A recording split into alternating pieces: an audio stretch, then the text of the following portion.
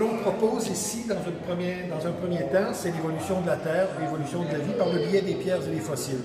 Donc on va commencer par les pierres les plus vieilles, les météorites, le volcanisme, et ensuite, tablette par tablette, c'est l'évolution de la vie, qui, après une grande disparition d'au moins 50% de la biodiversité, va toujours se reproduire de façon plus complexe. Donc on part des limaces, des escargots, et on va se rendre jusqu'aux mammifères actuels.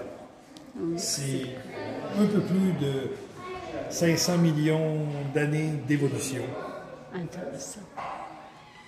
Par la suite, on a quelques vitrines spécialisées.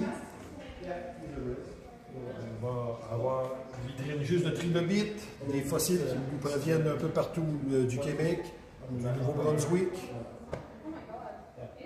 On a quelques artefacts de mammouth aussi qui ont été prêtés par l'Université McGill, le musée Redpath. On a une collection de plus de 2000 sables qui proviennent d'un peu partout dans le monde. Des coquillages, qui est une autre forme de minéralisation. Des insectes, ou des ingrédients du menu du jour. Non, c'est des exosquelettes. Donc la minéralisation est extérieure.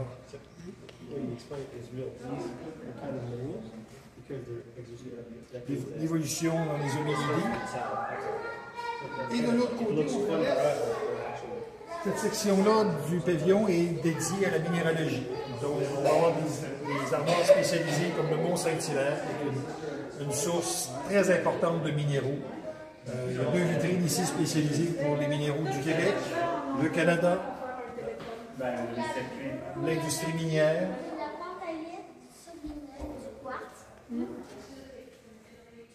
On poursuit avec les minéraux dans la vie de tous les jours, comme on ne réalise pas que le fluor vient de la fluorite et qu'on va la retrouver dans les pâtes dentifrice, les minéraux pour les pigments, les différents colorants, et évidemment la gémologie, qui sont les bijoux et pierres précieuses. De l'autre côté, on a les 4 vitrines représentant les 4 continents, l'Afrique, l'Asie, l'Amérique et l'Europe.